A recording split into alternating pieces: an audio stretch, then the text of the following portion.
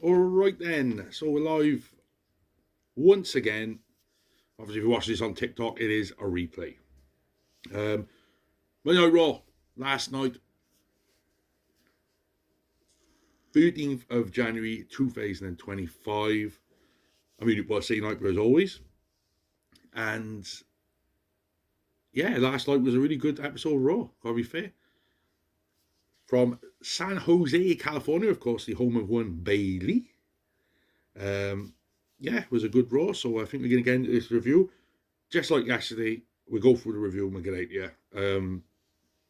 In the future, there will be longer reviews, but at the moment, not at the moment, it's going to be different. So we started Raw with Doom, if you obviously watch on Netflix. They're live from the SAP Center in San Jose, California, and apparently it's about 14,000 live. We had the old big drone shot looking over the venue before we go over last week's Raw on Netflix, of course. Of course, they went through everything that went on last week, including, all the stuff that went on. Car arrives inside the arena, and a crowd chants for Mr. CM Punk, which is good because that's the man who turned up. CM Punk did to the old Punk, the old Hogan ear cup on his way to the ring. And Michael Cole trashes the Blackhawks, saying they were trash. Punk gets into the ring, mic in hand. The victory lap. He acknowledges, of course, the fires in Los Angeles, seeing everyone's helping out and everything like that, which is nice. And then he said, this is now time for the entertainment portion of the night. He says, it's great to be alive in San Jose, always he says that. He says, they watched last week when he defeated the Messiah. Obviously, everyone cheered. He says then, he has a lot on his plate, but Seth isn't one of them. He says last year at the Rumble, it was his first televised match, and of course he got injured, which wasn't great.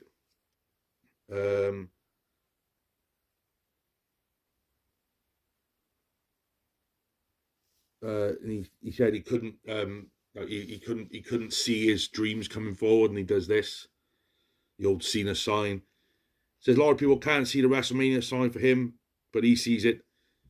He made his setback his biggest comeback. Speaking of comebacks, John Cena. He sees Cena and always has. Cena's declared for the Rumble, and so is he. So now Punk is in the Rumble, as well as Roman Reigns. I think LA Knight's in the Rumble. And obviously Cena and Punk. He's going to throw 29 over the top and play his music. But his music was not played because it was Seth freaking Rollins. Seth comes out in fashionably red and black, and Punk's asked why Rhea Ripley couldn't interrupt him. I think we all have that on our mind as well. Rollins comes out of the ring with mic in hand and takes his shades off. He's got a black eye, obviously from last week. Punk mouth's not bad, obviously, because he gave him the black eye, of course. Rollins says he knows Punk isn't happy to see him, but he can't be surprised. He said, win, lose or draw last week, that he was going to turn up here on Monday Night Raw. He's a man of his word. If he didn't show up, then he'd be like Punk. He says, but I'd be the winner still, right? Because obviously Punk's a complete fucking dog shit. Rollins says he'd rather be the worst version of himself than any version of CM Punk. He says he's lost big matches, but last week was the worst loss of his career. He's never been more disappointed in himself that he underestimated Punk and couldn't get the job done. And the only thing he can do to seek redemption is flush Punk's WrestleMania dreams down the toilet. Or as we say here in Newport, down the shitter. He says Punk won't win the Rumble because he will. He says he'll take great pride in dumping Punk over the top rope and head into WrestleMania. Punk says he's the guy who couldn't beat him, so he has to take the rope by throwing him over the top rope. Then Drew comes out. That old trope, wrestler after wrestler after wrestler. Only 3 this time. Punk is annoyed, of course. Starts doing the old thing. Drew stops on the stage and says he wants to think.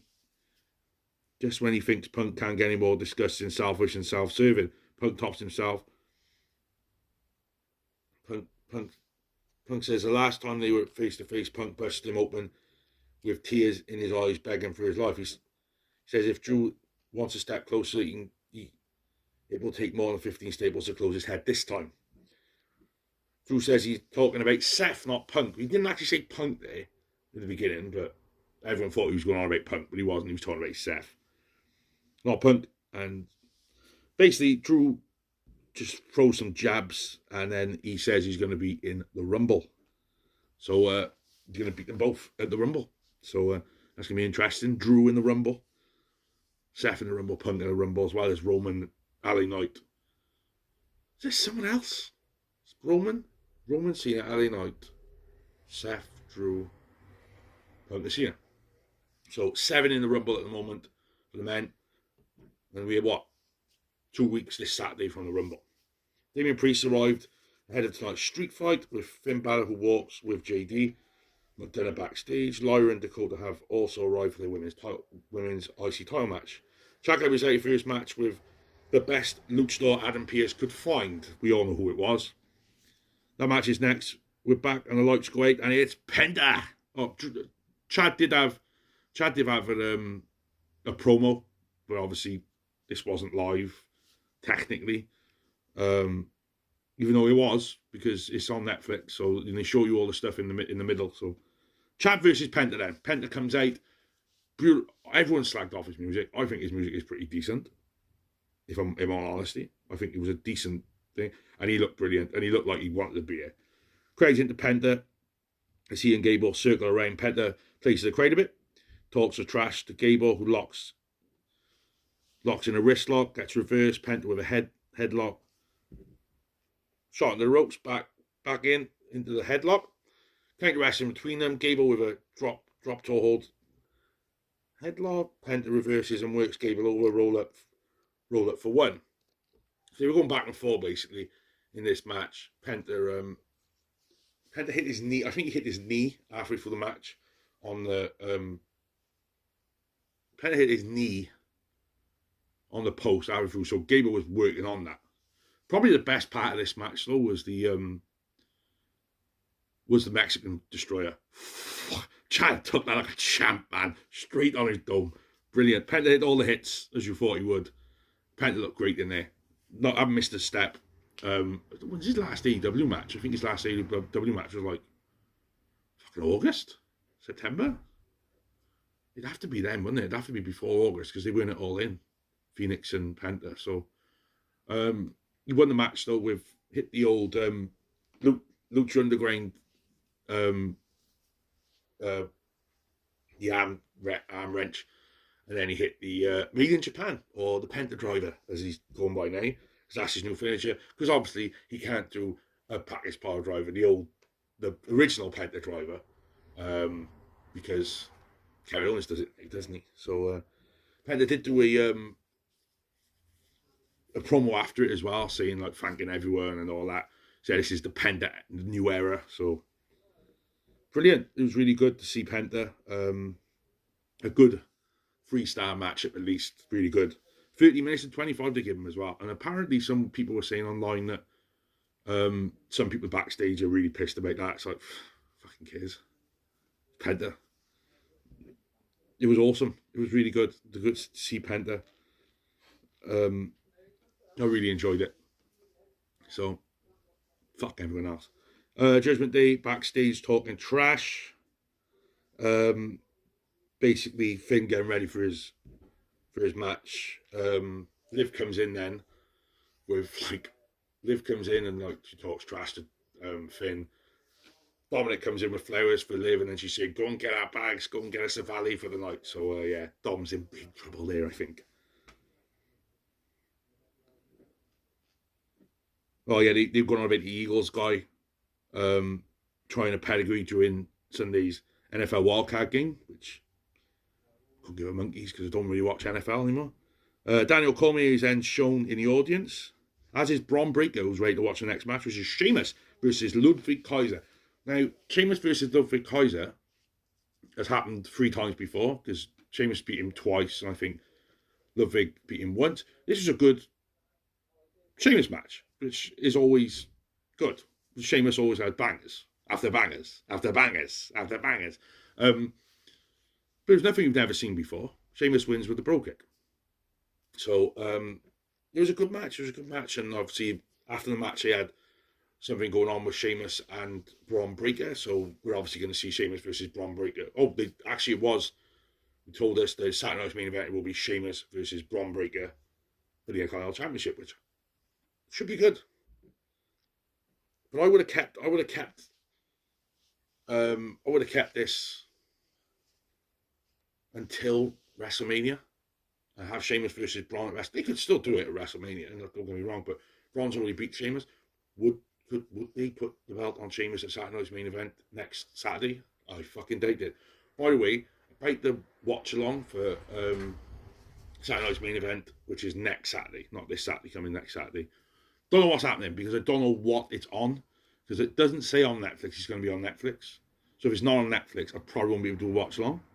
But last time we had a Saturday night's main event, it was on YouTube. So if it's on YouTube, I'll do the watch along. But if it's not, I won't. So that's what's going to go on. Otherwise, I'll just do a review if I can, get it on legal stream. So yeah, Seth's backstage talks to Kathy Kelly, and it's said that next week we're going to have Drew versus Seth, main event next week for Raw, so that's going to be an interesting watch.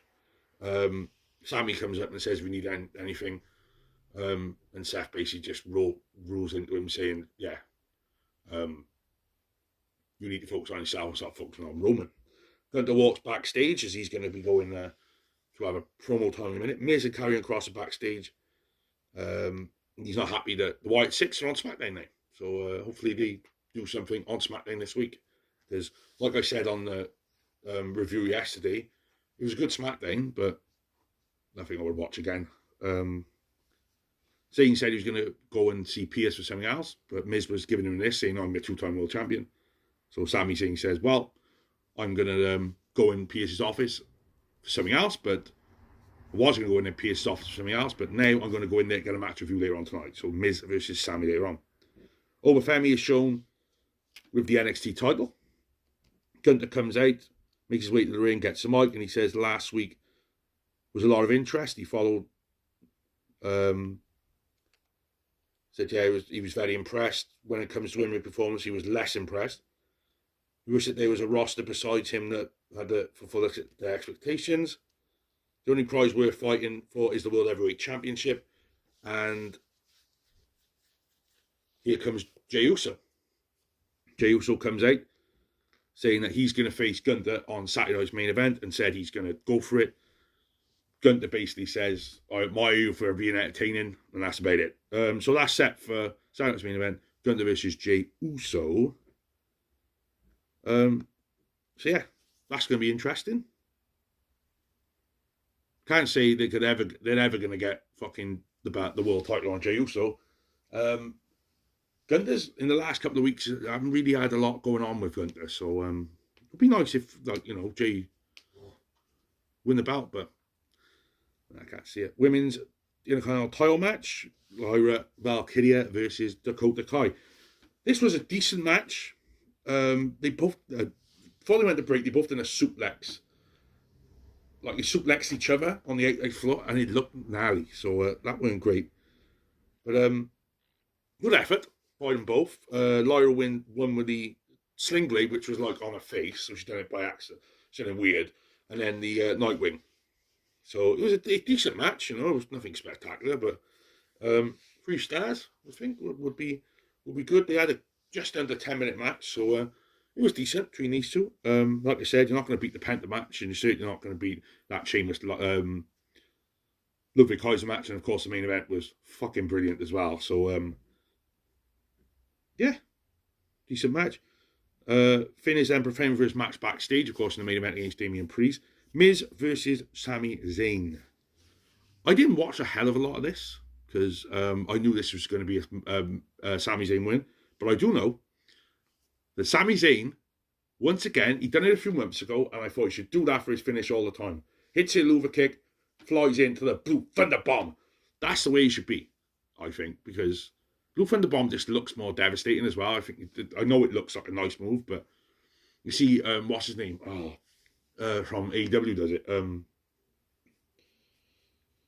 Takeshita does it in AEW, and I think he does it really good. And obviously, he was trained in part by Sami Zayn. So, yeah, nice win for Sami. You know, it's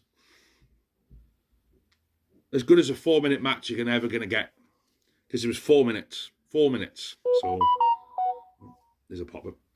But, yeah. Fuck it, whatever, innit? It's a 4-minute match. It's The Miz. You know what's going to happen. Sami Zayn's going to win. So, I love The Miz, but what's he doing at the moment? He's fucking carrying crosses lucky. So, it's what it is. Rhea Ripley and walks backstage. She's going to come out in a minute. Like we said before, set for Saturday night's main event, IC Championship match, Braun Breaker versus Sheamus, and World Heavyweight Championship match, Gunther versus Jey Uso. Rhea comes out. Women's World Champion comes out. Mammy being... So yeah, big Mammy chants from the crowd. Rhea says, Mammy is back on top. She knows she might seem like a bit of a broken record, but she wanted to remind the people who might have forgotten that she is really a bloody Ripley, and is one of the most dominant women in WWE. Then, the moment she said that, oh, well, history. Out comes Nia Jax.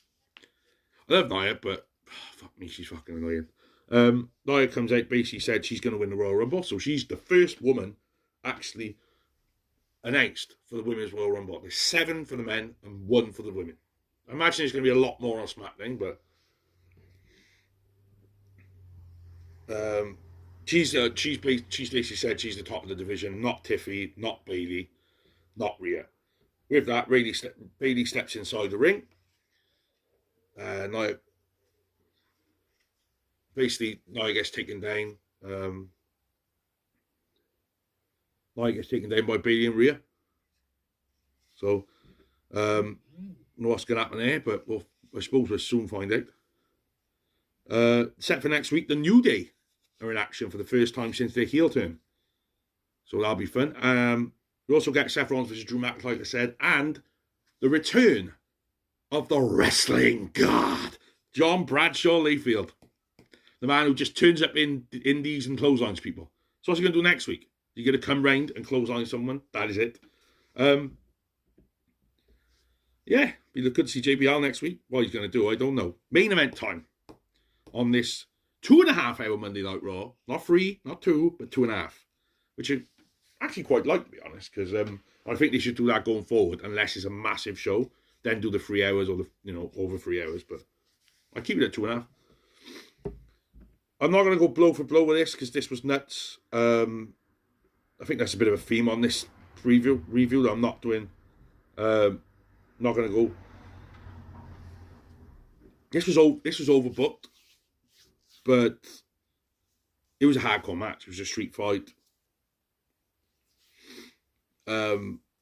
Crazy match, but basically they done a lot of the candlesticks and the chairs and everything going into it, and then they went into the crowd, and they went on one of the top levels, and Damian Priest hit a broken arrow from the top, then goes Finn all the way through the equipment, and all the way through the break. Then they were just like Finn's in a neck brace, putting him putting him all the way up, and Damian's getting stuck there. So I imagine they were like, right, let's wait now until all the other countries which aren't on Netflix come back from the break. Oh, I think in America they do breaks still. I think it's like, it all depends what tier you got, so they just sort of do some kind of breaks. And then Damian just charges him and just takes him off. What a heel, Damian Priest. Takes him off the stretcher, beats up all the guys, comes back in the ring for, he's going to win now. Out comes Carlito and JD again. They get taken out again. Then they use the tables. Finn hits the coup de grace on the table. Goes to take him back in. Doesn't get the win. Damian then puts him through the barricade. Puts Finn through the barricade. Then hits the...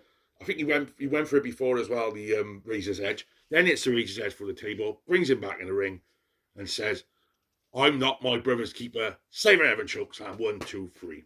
Nice to see. Damian Priest getting the win. Like I said, I'm not going blow for blow with that because it was just a nutcase hardcore match. You seem to get him quite a lot on these wrestling shows these days. So I don't want to go blow for blow with everything today. I could do. We're not going to do that until we might go blow for blow Saturday with the SmackDown review. going forward. Just want to let you know as well. So that's Raw. I thought it was an 8 out of 10. A good 8.2 out of 10. Very good show. A lot better than an upgrade on last week, because I think last week was just like, there's 4 matches, and it's like, I think it needed to be more. We had 6 tonight, so you were 6 anyway, 5 or 6. I think Raw's getting paced out a bit more now. So, yeah, it's getting better and better. But 8.2 out of 10 this week for Raw. That's my Raw review out of the way. If people are thinking, right, why are you doing 2K content at the moment? We will be back with 2K content starting tomorrow. So we're doing like little matches going up to 2K25. And like I said, 2K25, the announcement is just around the corner. So imagine we're getting a trailer now in 2 weeks, I'm guessing. So that's going to be interesting. But I hope you enjoyed this Monday Night Raw review. I imagine nobody commented, so is what it is. If you did watch it on the replay or right now, thank you very much. Appreciate it. I'll be back with you in the flesh Saturday. So Saturday, it will probably be about midday, maybe 1 o'clock in the afternoon. We'll do the Saturday review. So obviously, you know, depending on what I do Friday night. But it should be, we'll be back here Saturday, like 2ish, maybe 1. So you know what, say night, my peeps, and see you soon.